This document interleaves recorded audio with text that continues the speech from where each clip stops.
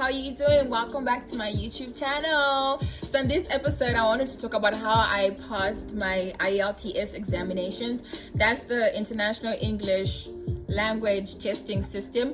Yes, it's used for applying for university, whether it's undergrad or master's, depending with the school you want to go to and depending with the country that you're applying to, you have to have IELTS. And then for some countries, it's it's out of grade 0.9, so I guess the good results start from 6.0. So it's I can't remember what it is.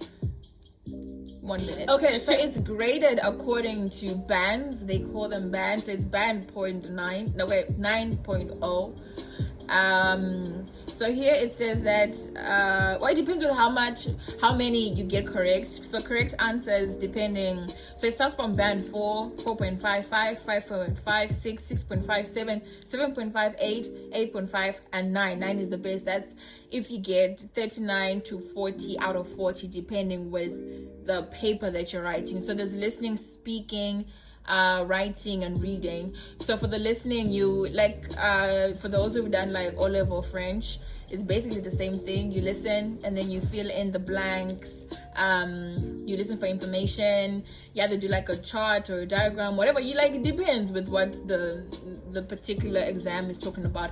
And then speaking, you have an opportunity you have an examiner who will come through, and then the examiner will ask you personal questions. Basically, your exam starts from the moment you enter the room. So you knock and then they're like, come in, good morning or good afternoon, whatever it is. Then you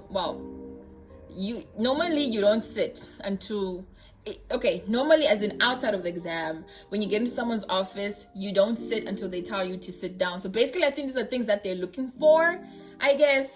It helps with your speaking exam, with your speaking result, because you get in, well, I'm good, thanks, how are you? Then she says, you're going to take your seat. Then you say thank you. Literally, you're having a discussion with her. Normally, if someone says take a seat and that's your friend, you sit without saying anything. But for this exam, you actually have to be like, thank you. Like, you have to respond like, we're actually having a call. That's how you get a better band.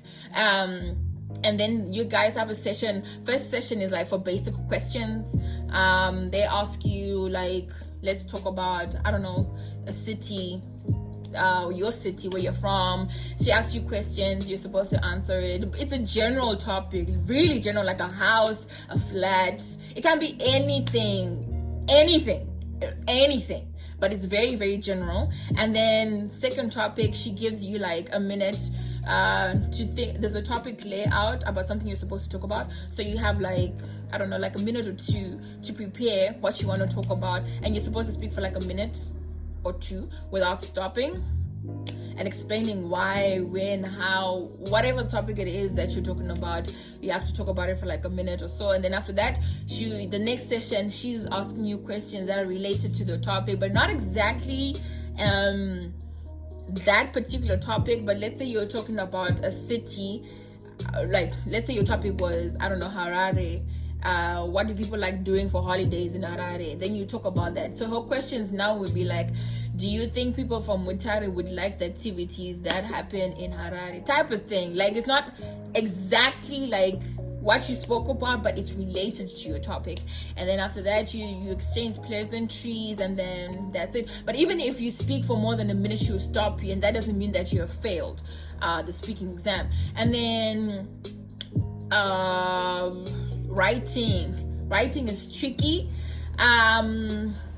because you need to like use English grammar. There's specific or certain words that they don't like.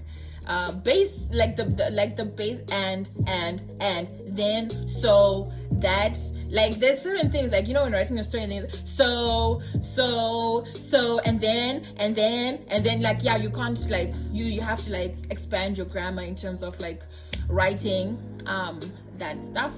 And then after you have two sections.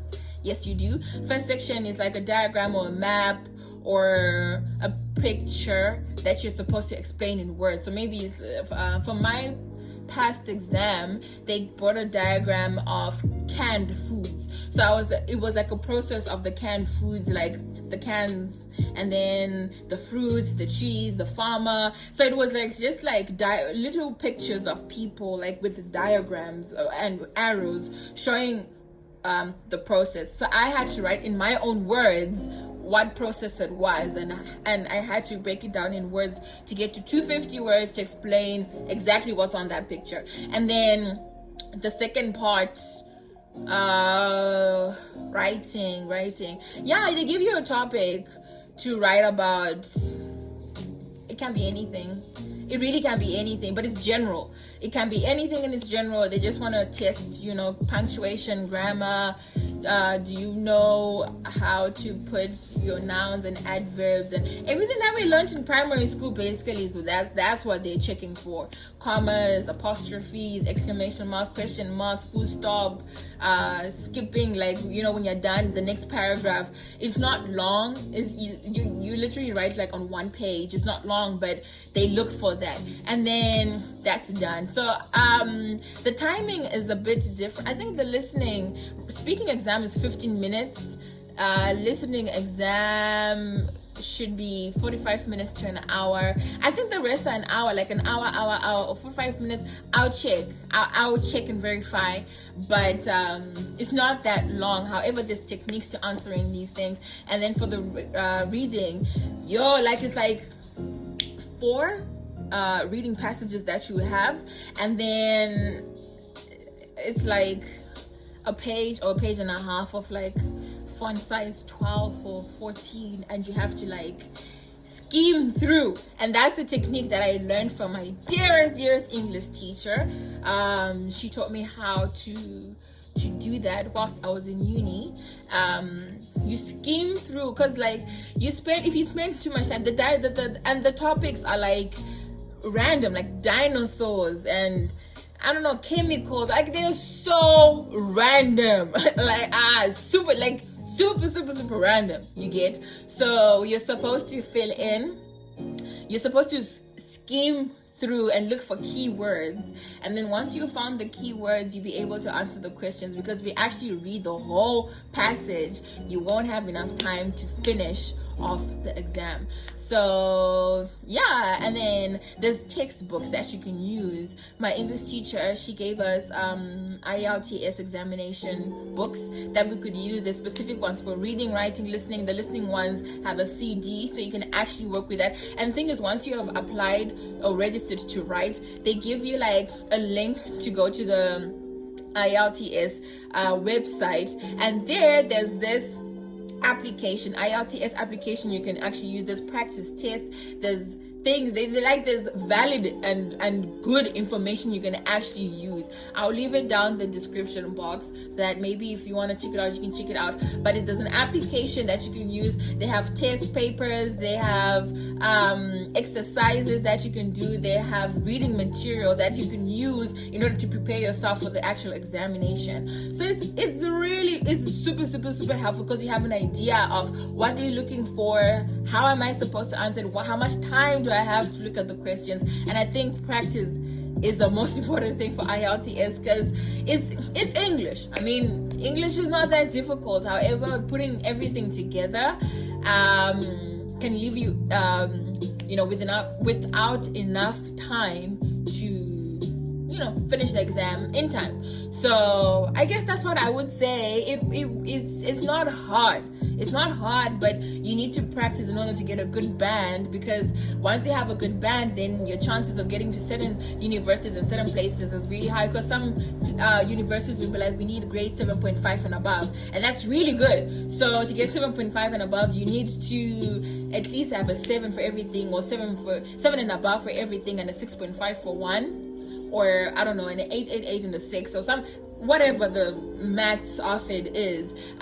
You need to actually put in a lot of work to get that desired result at the end of the day.